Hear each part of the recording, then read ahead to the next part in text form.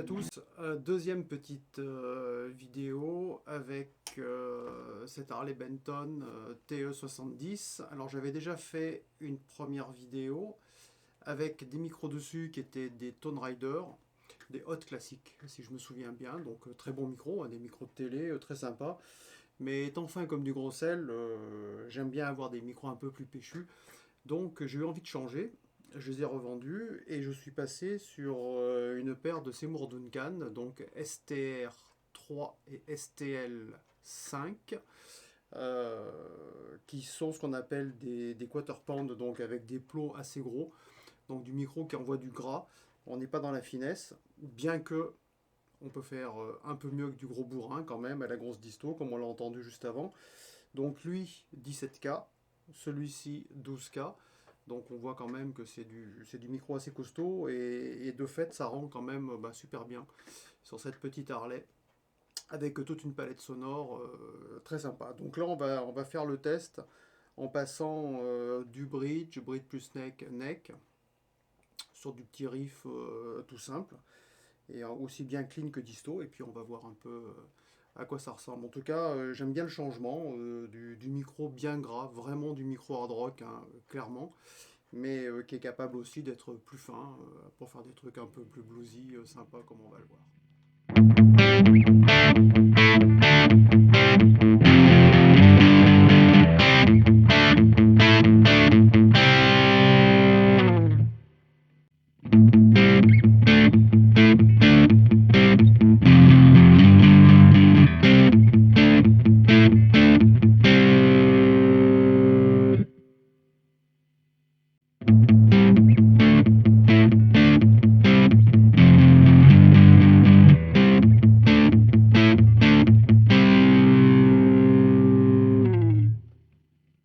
Là, on va se faire quelques petits essais avec le crunch du katana. Donc là, on était sur un plexi, un preset plexi que je suis allé prendre chez les presets de Neri Junka.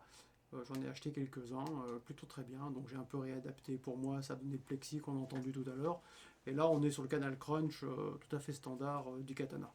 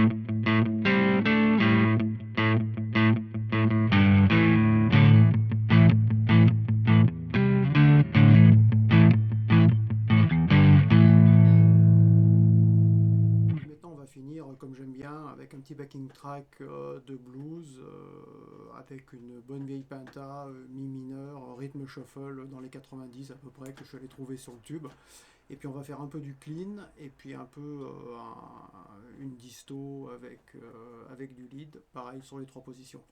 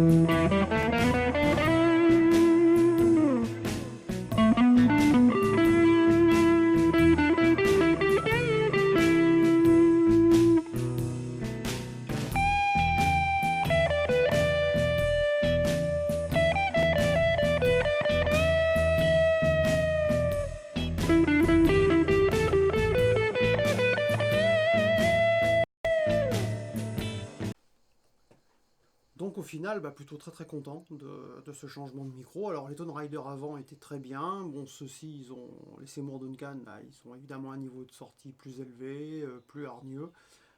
Moi j'aime beaucoup, ça rend je trouve très bien, aussi bien du clean au crunch à la disto.